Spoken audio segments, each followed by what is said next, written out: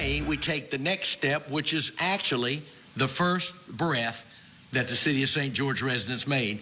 We just want a community school district.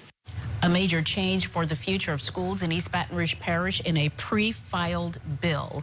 That bill would create a new independent school system in the parish. And that was the original intent of what became St. George 15 years ago. News 2's Sarah Gray-Barr in studio tonight with a history lesson in the timeline for that bill.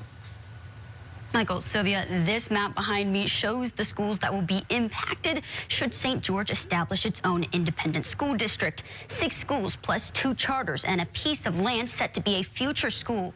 It's unclear what this bill would mean for charter, magnet, and also students with overlapping school zones and city limits. But the city and legislators say they're moving forward. In fact, really, it started before there was a City of St. George. There was just an idea that was a dream. And that dream was to have an independent or a community school district here in St. George. 15 years in the making. In 2010, talks began about the Shenandoah neighborhood creating its own school district separate from the EBR school system. There was a handful of particular constituents that didn't make the ballot there or didn't make the petition. And so you'd think that'd be the end of the story, but it wasn't.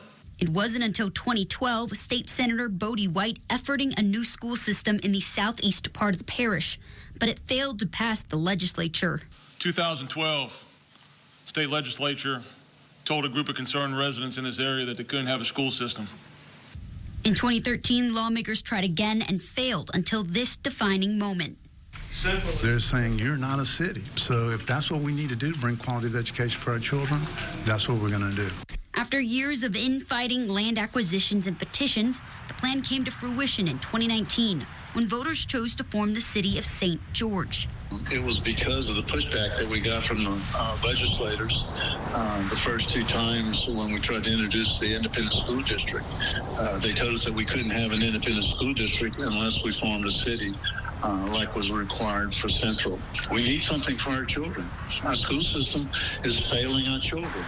That was the reason for the beginning of it. 5 years later, it finally became a reality, but the promise of a school district still lingered.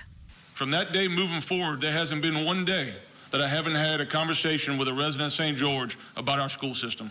This isn't the first time a city within East Baton Rouge Parish wanted to form its own school district outside of EBR schools. In July 2007, the Central Community School System officially opened.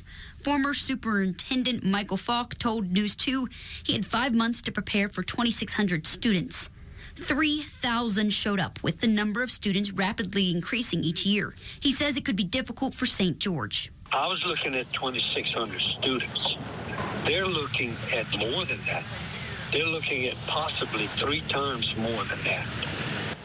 More schools, more students, a larger community, okay? So the challenge that they face is not the same as Central faced or Zachary faced. If you don't come out of the gate the right way, then you harm the school district for the years down the road.